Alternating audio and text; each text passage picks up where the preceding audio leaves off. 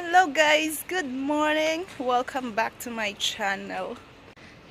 Pahinga sana tayo ngayon maghapon guys, hilata at masakit ang ating katawan. Ngunit subalit datapat may mga kailangan pa tayong bilhin sa ating personal na mga bagay-bagay. So eto, kailangan nating lumabas.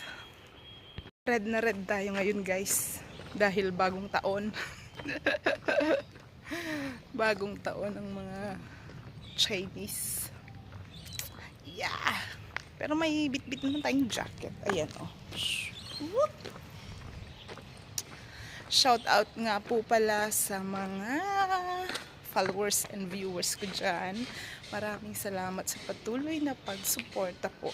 Ang ganda ng bahay dahil kateron ng aking damit. Wow.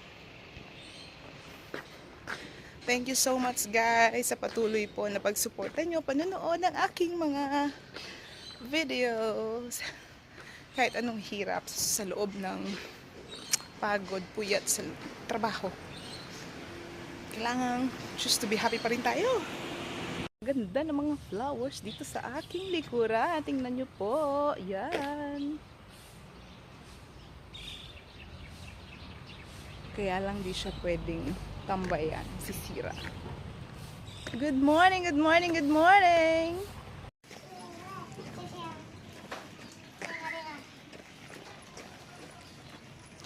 Terno pa. Terno kami guys. So ayun oh. Pula. Kapag masyadong pagod ang aking mata guys, dito lang po ako tumatambay at tumititig sa mga green na ito. Yan.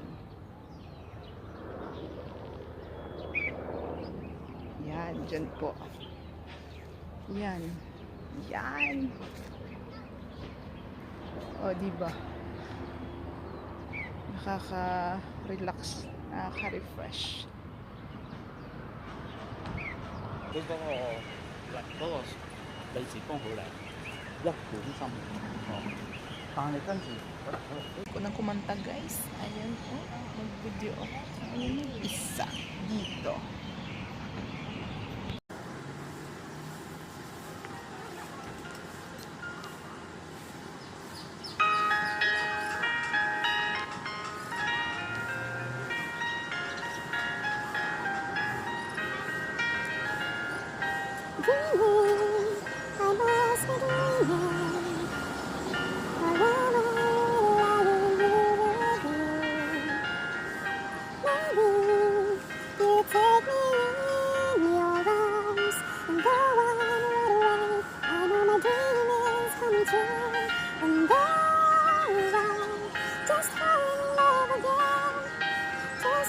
And then it happens every time that I go by. Just fall in love again, and when I do, I can't help myself. I fall in love with you.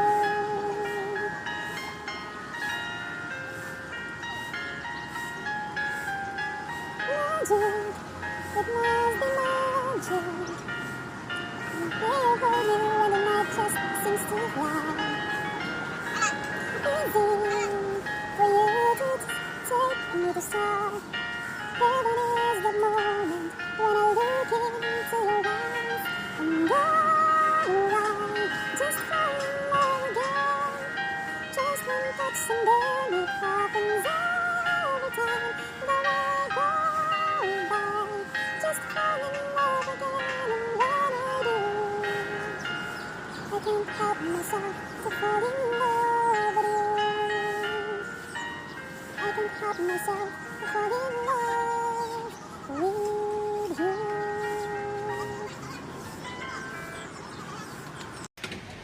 Masyado na tayong na-homesick guys. Kaya ito ngayong ginagawa natin, kumakanta mag-isa dito sa tabi-tabi sa park. Kakaalis din po kasi ng stress, diba? Ng pagkamis sa ating sariling homeland. Nakakaalis ng stress yung pagkatangkanta kahit hindi ka marunong kumanta. Hindi masyadong marunong kumanta. Pag ikaw ay kumanta, milig ka kumanta, kahit nga magdadadada na lang o diba? Minsan nakakalabas din yung ating stress. Pero minsan maganda pa rin po yung nakakapagpanood kahit pa minsan-minsan ng mga nakaka-inspire na mga videos. Nakakatawa. Yun.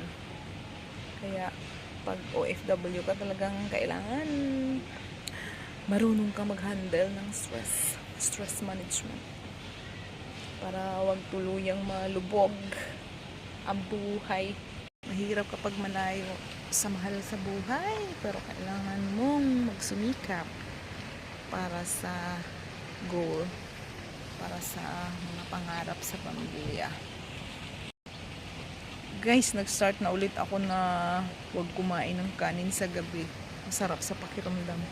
Ano lang, gulay o kaya prutas na may isda o karne, manok, baboy, konti-konti lang.